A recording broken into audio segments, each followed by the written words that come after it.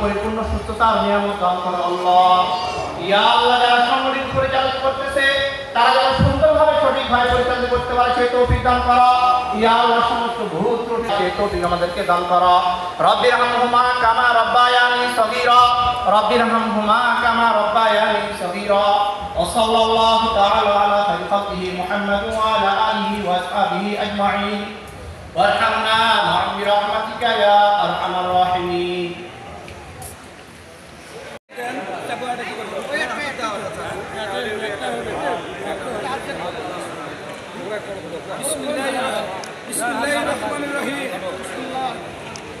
ताली जाओ तो बाबा कमान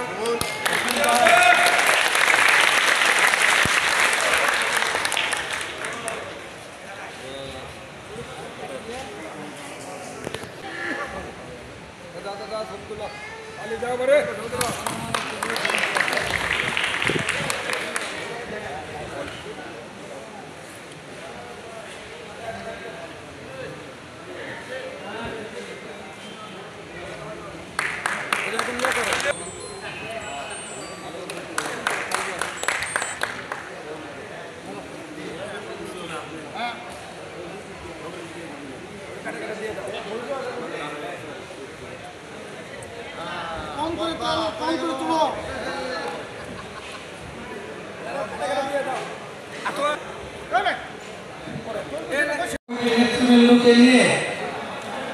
আমি চেষ্টা করেছি যে আমাদের এবার প্রতিষ্ঠা বার্ষিকীতে আপনাদের নিয়ে একটি আনন্দ ঘন অনুষ্ঠান আমরা করব। আপনাদের রক্ত ঘামের পাশায় আমার বেতন হয়, আপনাদের রক্ত ঘামের পাশায় আমার বিবি বাচ্চাদের যেতে হয়। আমি বিশ্বাস করি আপনারা যদি আন্তর্জাতিক কোন সচেতনের দিকে নেট নজরে না তাকান তাহলে আমরা এই নির্বাচিত প্রতিযোগিতায় সংগঠনের চাকা কখনো সচল রাখতে পারবো না। তাই ধারাবাহিকতায় আপনাদের আমানত বঞ্চিত করে আজকে আমরা এখানে 70 জন পরিবার বর্গকে অনুদানের টাকা দিব। আপনারা জানেন আমাদের নির্বাচনের মেয়াদকাল সবেমাত্র 7 মাস।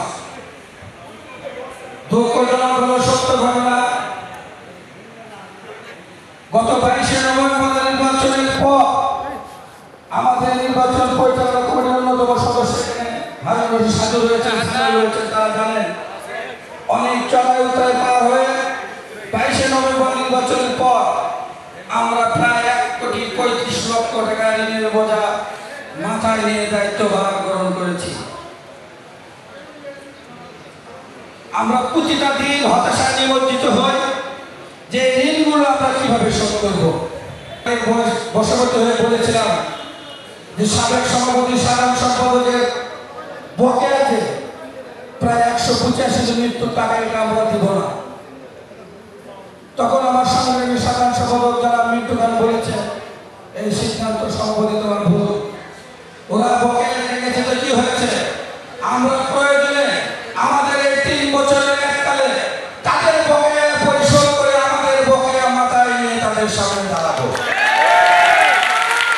আমি তখনই নিজেকে উপলব্ধি করতে পেরেছি যে একজন গুণী জ্ঞানী মানুষ, যে মানুষটা দীর্ঘ 17 বছর পর্দার আড়ালে থাকার পরেও গত 22শে নভেম্বরের নির্বাচনে আপনারা গোপন ভোটের মাধ্যমে তাকে নির্বাচিত করেছেন, কি কারণে করেছিলেন আমি সেদিন তার কথার মাধ্যমে উপলব্ধি করতে পেরেছি। সংগ্রামী উপস্থিতি, আপনাদেরকে আমি সামান্য একটু কথা শুধু বলতে চাই, যে কথাটা না বললে আমার মনের মধ্যে আমি ছটফট করে ঘুমাতে পারি না। বিগত দিনে 87,49,113 টাকা শুধু বিভিন্ন জায়গায় অনুদান দেওয়া হয়েছে। আমার কাছে প্রমাণ রয়েছে, ভাউসার টু ভাউসার ডেট রয়েছে। আপনারা শুনলে আশ্চর্য হবেন, বিগত সরকারের যিনি সদরে আসেন পিছিয়ে তার নামে 3 লক্ষ টাকা বরাদ্দ করা হয়েছে। বিভিন্ন আওয়ামী লীগের শীতবস্ত্র বিতরণে লক্ষ লক্ষ টাকা বিতরণ করা হয়েছে। এমনকি রংপুরে সাবেক সভাপতি বাবুর স্ত্রী পৌর মেয়রে দাঁড়িয়েছিলেন, সেখানে ওই আন্তর্জাতিক থেকে 1 লক্ষ টাকা অনুদান দেওয়া হয়েছে।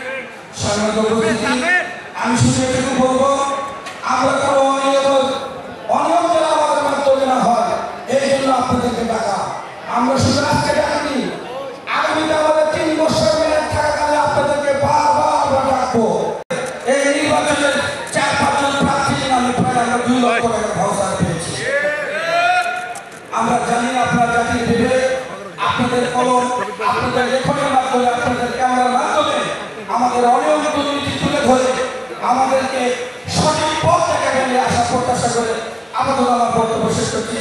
বাংলাদেশ জিন্দাবাদ, শরীয়তে জিন্দাবাদ। বর্তমান সাধারণ সম্পাদক মিন্টু খান বলেছেন আমাদের মরহুম শহীদ প্রেসিডেন্ট জিয়াউর রহমান এই বাংলাদেশের শুধু স্বাধীনতা ঘোষণা করেন নাই, উনি একজন ওনার এই অলিখিত নাম বলে গিয়েছিলেন তৎকালীন পীর ছিলেন ফুলপুরা শরীফের পীর সাহেব। উনি যে দায়িত্বে যখন শুনেছেন আমাদের শহীদ প্রেসিডেন্ট জিয়াউর রহমান শাহাদত বরণ করেছেন, শহীদ হয়েছেন, উনি প্রতিমধ্যে থেকে উনি আবার ফিরে এসেছেন। ফিরে এসে ওনার জানাজায় অংশগ্রহণ করে আমাদের বাস টার্মিনালের কাছে ওনার একটি ভাঙ্গাঘর রয়েছে, সেখানে উনি এখানে বক্তব্য রেখেছেন যে বাংলাদেশ থেকে একদম আল্লাহ ওলি শহীদ হয়ে গেলেন। আজকে বাংলার মানুষের কাছ থেকে একজন মানুষ, একজন সৎ, একজন আল্লাহ ওলি আজকে শাহাদত বরণ করলেন। প্রিয় বন্ধুরা, আজকে সেই অলির ওসিলায় আজকে আমাদের আরেকটি অলি সুবি সাহেবের ছেলে ওসমান গনির হাত ধরে আজকের এই আন্তর্জাতিক জেলা শিক্ষক এই সংগঠন গঠিত হয়েছে। বন্ধুরা, এই কমিটিকে অভিনন্দন জানা এবং শুভেচ্ছা জানায়। তারা যেন আগামী দিনে সকল ব্যক্তি টাকা পরিশোধ করতে পারে এই আশা প্রত্যাশা রেখে সবার সুস্বাস্থ্য দীর্ঘায়ু কামনা করে আমার বক্তব্যের কারণ শেষ করছি। ধন্যবাদ। বাংলাদেশ আত্মক্রিয়া জিন্দাবাদ।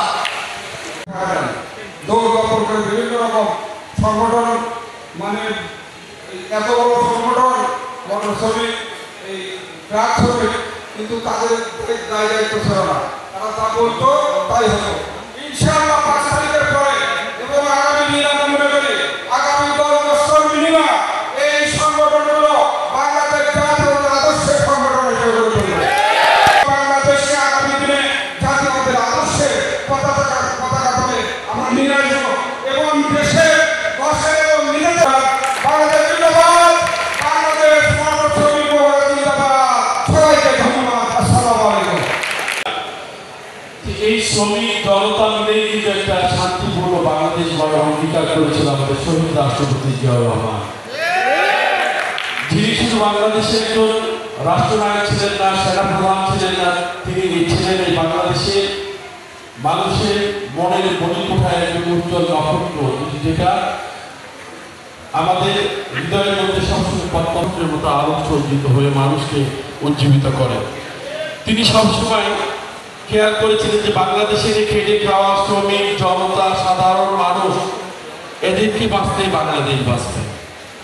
বাংলাদেশে যারা টেবিল চেয়ারে কলম খাতা কলম নিয়ে কাজ করে তাদের সংখ্যা কিন্তু সর্বদিক থেকে অল্প পরিমাণ, কিন্তু আমরা যারা খেটে খাওয়া মানুষ, কৃষক, শ্রমিক, জনতা, বাংলাদেশের 90% মানুষই কিন্তু আমরা কৃষি এবং সাধারণ মানুষের সঙ্গে জড়িত। হয়তো দেখা যাচ্ছে যে 10 থেকে 15% মানুষ যারা দেশের নির্বাহী দায়িত্ব পালন করছে তারা শুধু আক্ষরিক অর্থে আদেশ পালন করে বিভিন্নভাবে আমাদের উপর দিক নির্দেশনা দিয়ে দেশকে চালাচ্ছে, কিন্তু দেশের মূল চালিকা শক্তি হচ্ছে এই দেশের সাধারণ জনগণ এবং শ্রমিক। এরা আছেই বিধায় বাংলাদেশ আজকে লাল সবুজের পতাকা এখনো পথ করে উঠছে। বাংলাদেশের সমস্ত হায়নার চোখ লুকিয়ে দিয়ে এই শ্রমিক জনতায় বাংলাদেশকে আবার ঘুরে দাঁড় করিয়েছে এই 5ই আগস্টের পরে। তার সঙ্গে ছিল আমাদের ছাত্র জনতা, আমাদের সাধারণ মানুষ, আমাদের মা বোনেরা। বাংলাদেশে মানুষের এই ভৌগোলিক কাঠামো অবকাঠামো যে আমরা দেখেছি, আমরা পৃথিবীর শুরুতে শুনেছি পৃথিবীর যাহা কল্যাণ কর তাহা গড়িয়েছে অর্ধেক নারী আর অর্ধেক তার নয়। নারীদের ভূমিকাও কিন্তু এখানে অনেক। আমি নির্বাচনী এলাকার সাবেক এমপি হিসাবে যখন আমার ভোটার তালিকাকে সার্চ করতে যাই, খুঁজতে যাই, তখন দেখি আমার মায়ের সংখ্যা, আমার বোনেদের সংখ্যা, আমাদের ভগ্নীদের সংখ্যা, পুরুষ এবং নারী কিন্তু সমানুপাতিকভাবে সবাই আমরা সমান সমান হয়ে এসেছি। আমি আজকের এই অনুষ্ঠানে ধন্যবাদ জানাই এই জেলা ট্রাক শ্রমিক ইউনিয়ন কর্তৃক আয়োজিত আজকের এই প্রোগ্রাম। সত্যি আমি অভিভূত, আমার মনে হচ্ছে অর্জিত, শান্ত, ভদ্র এবং যারা দেশকে গড়ার জন্য সবচেয়ে বড় ভূমিকা রাখছে আজকের শ্রমিকদের আগামী দেশের বাংলাদেশ গড়বে শহীদ রাষ্ট্রপতি জিয়া রহমান এই বগুড়ার স্মৃতি সন্তান, আমাদের দেশের বেগম খালেদা জিয়া বগুড়ার পুত্রবধূ।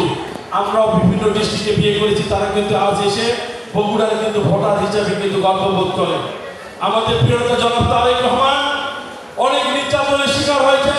আরাফাত রহমান কোকোকে তারা হত্যা করেছে, তারা নির্যাতন করে দেশের বাইরে পাঠিয়েছিল, সেই নির্যাতন থেকে ফিরে বাংলাদেশে ফিরেছে, তার মৃত্যু কিন্তু তার হয়ে গিয়েছে, শাহাদত বরণ করেছে। বাংলাদেশে এইরকম অনেক সৃষ্টিকারী কুশীলতা যারা বাংলাদেশে 15 বছরের ক্ষমতা কুক্ষিগত করেছিল, আমাদের মুখের ভাষা কেড়ে নিয়েছিল, আমাদের স্বাধীনতা কেড়ে নিয়েছিল, এইরকম কোন কুচক্রীকে ইনশাআল্লাহ বাংলাদেশে এরপর আশা করছি মুরুম